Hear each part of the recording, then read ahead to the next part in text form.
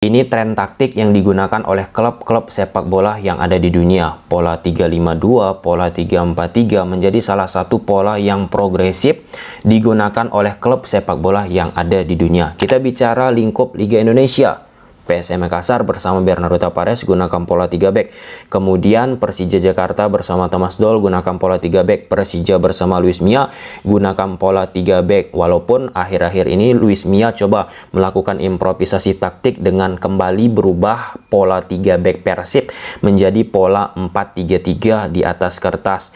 Rans Nusantara FC juga pernah gunakan pola 3 back dan banyak tim-tim lainnya menggunakan pola 3 back. Nah, kemarin aku sempat diundang oleh Persija Jakarta untuk menjadi salah satu narasumber di workshop yang Persija buat.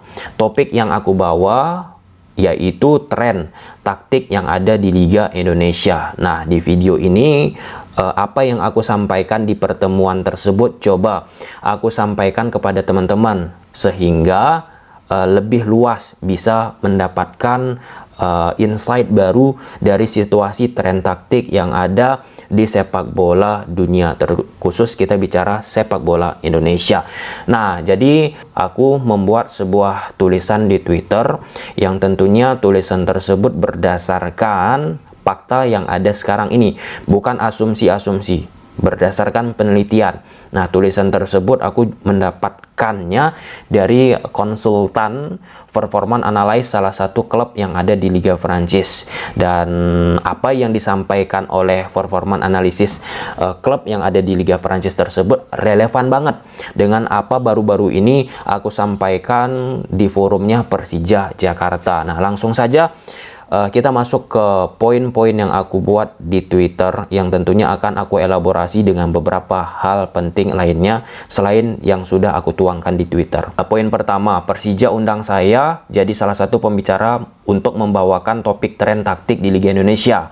Tim sepak bola mulai bergeser secara progresif. Progresif ini artinya cepat ya, untuk menggunakan lebih banyak sistem 3 pemain bertahan, yaitu 3-4-3, 3-5-2 dan sejenisnya. Itu terjadi juga di klub-klub yang ada di Liga Indonesia. Nah, ini data yang aku dapat teman-teman. Pola 3-4-3, pola 3-5-2 dari grafis ini bisa teman-teman lihat dari tahun 2007 sampai tahun 2022 meningkat. Warna orange 3-5-2, warna kuning 3-4-3 meningkat. Sedangkan kalau kita lihat pola lain 4-3-3, pola 4-4-2, 4-4-2 diamond, 4-5-1 flat, ada meninggi tetapi nggak meninggi banget, nggak progresif, bahkan ada yang menurun. Kita bicara 4-3-3 di sini dari tahun 2007 sampai tahun 2022 terbilang nggak terlalu meninggi secara signifikan progresifnya seperti pola 3 back yang digunakan oleh klub-klub yang ada di belahan dunia. Kemudian kalau kita bicara pola 4-4-2 bahkan mengalami penurunan. 4-4-2 diamond pun mengalami penurunan. Nah, jadi kalau kita korelasikan dengan situasi sepak bola sekarang, nggak usah kita jauh-jauh keluar dulu.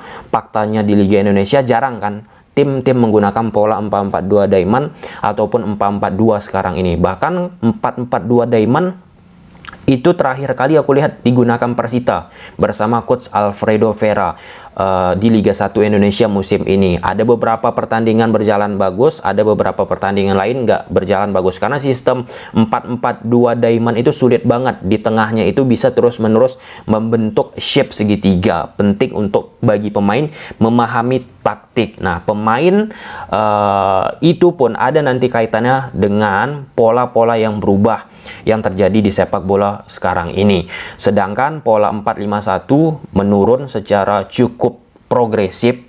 Jadi jarang kita lihat sekarang di sepak bola. Kita lanjut ke poin selanjutnya. Salah satu yang penting untuk bisa menjalankan taktik di atas lapangan, formasi di atas lapangan, sosok krusialnya ada di pelatih. Nah, aku punya data yang disampaikan oleh Coach Indra Sapri. Aku beberapa waktu yang lalu ya melakukan diskusi dengan Coach Indra Sapri off the record. Perbandingan pelatih di Jepang dan Indonesia. Total pelatih di Jepang itu 80.000. Sedangkan yang memiliki lisensi A Pro di Jepang 1.000. Lisensi A Pro itu artinya pelatih-pelatih yang bisa melatih klub-klub yang ada di kasta tertinggi Liga Indonesia. Dalam momen ini Liga 1. Di Indonesia total pelatih 7.000 yang memiliki lisensi A Pro yang bisa melatih klub-klub yang ada di Liga 1 Indonesia hanya 21 orang. Nggak heran, berputar-putar saja. Pada akhirnya pelatih-pelatih yang ada di Liga Indonesia. Kita harapkan pelatih-pelatih di Liga Indonesia semakin banyak yang memiliki lisensi A Pro. Tapi ini pun harus kita garis bawahi. Banyaknya pelatih nggak menjamin membuat suatu iklim sepak bola di negara A, B, C, D, E itu bagus. Itu kembali tergantung kepada pelatihnya tersebut berkualitas atau tidak. Itu langsung ditegaskan oleh Coach Aji Santoso, pelatih Persebaya Surabaya, bahwa jangan lihat seberapa banyak pelatih, tapi apakah pelatih tersebut berkualitas. Ini disampaikan oleh Coach Aji Santoso di salah satu seminar yang dihadiri oleh Coach Aji Santoso. Kebetulan beliau sebagai pembicara yang ada di Surabaya, yang kebetulan aku juga bekerja sama dengan universitas tersebut untuk mempublikasikan lebih masif video yang berdurasi kurang lebih 1 jam kepada masyarakat Indonesia. Dan Coach Aji Santoso menekankan lagi, pelatih yang berkualitas maka akan mampu juga menghasilkan pemain-pemain yang berkualitas. Nah, lalu kita masuk ke poin selanjutnya. Ini grafis mengenai pola 4-3-3, sementara penggunaan tetap ada cukup konstan dari waktu ke waktu di beberapa liga. Bundesliga sering gunakan pola 4-3-3, Serie A 4-3-3, Ligue 1 4-3-3, Eredivisie 4-3-3. Ada penurunan penting di Liga Portugal dari 60% menjadi 30%. Ini grafis penggunaan pola 4-3-3 di 7 top Liga Elit Eropa. 4-3-3 sangat konstan digunakan oleh Eredivisie Liga. Kenapa Liga Belanda konstan menggunakan pola 4-3-3? Karena tradisi klub mereka, budaya di Liga Belanda sangat kental dengan pola 4-3-3. Itu salah satu poin mengapa 4-3-3 terus tetap secara koheren dipertahankan. Filosofinya Johan Cruyff itu kan pattern-patternnya di akademi sepak bola Belanda kan dipertahankan dengan sistem 4-3-3. Sedangkan di liga-liga lain seperti yang aku sampaikan di narasinya, La Liga, Serie A, Bundesliga, Ligue 1, Liga Portugal, liga lain mengalami penurunan atau bahkan flat. Ini untuk sistem 4-3-3. Kita masuk ke poin selanjutnya. Namun perlu dicatat bahwa dinamika ini terbalik di La Liga dan Liga Portugal, di mana ada peningkatan penggunaan pola 4-4-2 setelah tahun 2012 sampai tahun 2013. Penurunan penggunaan 4-4-2 bentuk berlian atau diamond sejajar dengan penggunaan keseluruhan secara sempurna penggunaan 4-4-2. Ini dalam konteks pola 4-4-2 yang ada di 7 liga top Eropa. Secara nyata bisa kita lihat juga nggak secara progresif meningkat digunakan oleh klub-klub yang ada di Premier League, La Liga, Serie A, Bundesliga, Ligue 1, Liga Portugal, Eredivisie. Fluktuatif lah, naik turun. Nah, jadi dapat poinnya. Semoga dapat poinnya. Kemudian kita masuk ke poin selanjutnya. Tren taktik pola 3 back 3-5-2 atau 3-4-3 di setiap liga elit Eropa terlihat menanjak. Sedangkan skema 4-5-1 perlahan-lahan mulai ditinggalkan atau flat. Tren pola 3 back di liga elit Eropa itu pun bisa sampai di kompetisi Liga Indonesia yang semakin marak juga kita gunakan dan kita lihat. Nah, ini untuk penggunaan 3-4-3. Lihatlah. Kalau kita compare dengan pola 4-3-3, 4-4-2, sangat progresif digunakan oleh tim-tim Premier League, La Liga, Serie A, Bundesliga, Ligue 1, Liga Portugal. Sedangkan Eredivisie tetap dengan gaya pola 4-3-3-nya, nggak terlalu konstan, seperti yang aku sampaikan di awal tadi. Nah, progresifnya 3-4-3, 3-5-2, ataupun pola 3 back digunakan oleh sepak bola Eropa, itu sampai akhirnya ke sepak bola Indonesia. Itu wajar, teman-teman. Aku sempat melakukan diskusi dengan Coach Jackson F. Tiago, mantan pelatih timnas Indonesia, pernah di Persipura, pernah di Persis. Pelatih itu akan mengikuti tren, mempelajari tren-tren yang ada yang sering digunakan di sepak bola yang secara kompetitif lebih bagus, yang parameternya jelas.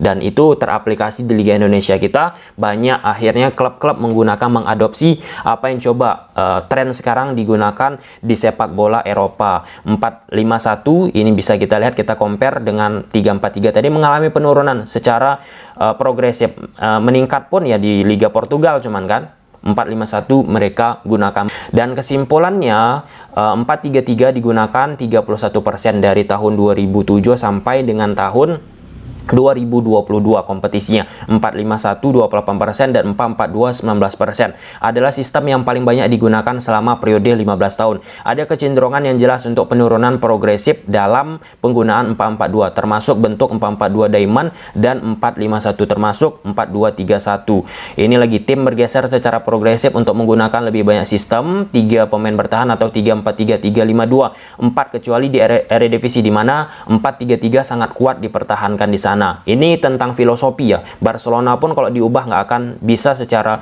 progresif diubah karena filosofinya, budayanya udah kental banget 4-3-3. Mungkin dinamika di atas lapangan menjadi kunci untuk 4-3-3 klub yang ada di Eredivisie ataupun Barcelona. Ada banyak siklus selama bertahun-tahun di hampir setiap liga untuk formasi tertentu untuk mendominasi 7 hingga 9 tahun berturut-turut sebelum pelatih mulai improvisasi taktik yang lain. Artinya pelatih tetap mempertahankan polanya jika berjalan itu di atas lapangan kurang lebih selama 8 tahun baru mereka melakukan improvisasi. 6. Selama 5 sampai 6 musim terakhir ada kecenderungan untuk penyeragaman pendekatan taktis yang lebih besar untuk pertandingan di seluruh liga. Ini mirroring taktikal. Formasi yang sama dilakukan di atas lapangan, baik itu tim A ataupun tim B. 7. Keputusan untuk menggunakan satu formasi di atas yang lain dapat terjadi dari kombinasi beberapa faktor termasuk liga dan budaya klub. 8. Secara keseluruhan formasi harus disesuaikan dengan kemampuan pemain daripada pemain beradaptasi dengan formasi tersebut. Ini persis seperti apa yang disampaikan oleh coach Bernardo Tavares kepada aku, pentingnya melihat kemampuan karakteristik daripada pemain tersebut daripada memaksa pola yang dimiliki oleh pelatih. Yang 9, secara keseluruhan ini menunjukkan bahwa pemain perlu mengembangkan kemampuan mereka, kemampuan untuk beradaptasi dan bersaing di hampir semua kemungkinan formasi yang dapat berubah dari satu klub ke klub lain dan atau dengan manajer atau lainnya. Selesai. Nah, mengapa aku membuat video ini? Ini penting untuk kita ketahui lebih dalam bagaimana pergeseran tren sepak bola sekarang ini. Namun dari semua yang aku sampaikan itu pentingnya dinamika yang terjadi dari setiap pola 352, 343 yang digunakan oleh setiap klub, karena perlu digarisbawahi setiap klub ketika menggunakan pola 3 back baik itu 352, 343 tidak akan pernah sama terjadi di atas lapangan. Itu semua pelatih menyampaikan ke aku. Setiap pelatih mempunyai selera bagaimana mengimplementasikan hal tersebut di atas lapangan. Contohnya coach Bernardo Tavares, kebetulan beliau menggunakan pola 3 back bersama PSM Makassar. Itu beliau sampaikan kepada aku. Ini sesuai karakteristik pemain, bukan berdasarkan saya. Kemudian Luis Mia kenapa pakai pola 3 back bersama Persib Bandung? Ini sesuai dengan kondisi tim Persib pada saat Luis Mia datang ke Persib, buruk dari lini belakang. 4 back banyak kebobolan, diubah 5 back dan berjalan.